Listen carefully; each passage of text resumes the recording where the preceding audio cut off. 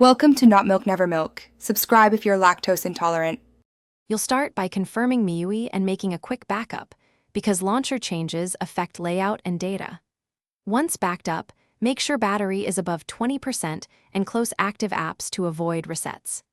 Next, go straight to the home settings. Either open settings and search home screen or long press an empty area on the home screen to reveal launcher options. This is the first actionable move. Accessing the home settings lets you switch layout modes and prepare to remove the app. You now change the launcher layout. Open home settings and tap home layout or home screen style.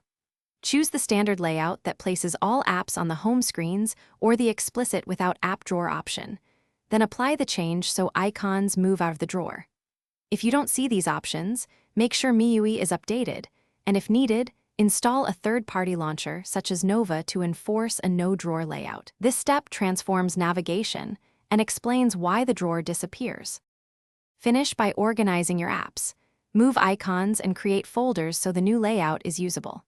Once done, make sure to clear the launcher cache in app settings or reboot the device if icons fail to update. This forces the system to rebuild the home layout.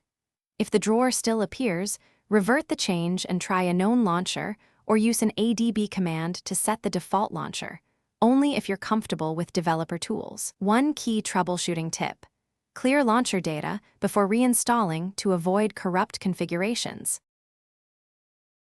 Thanks for watching. If this was helpful, leave a like and consider subscribing. See you next time.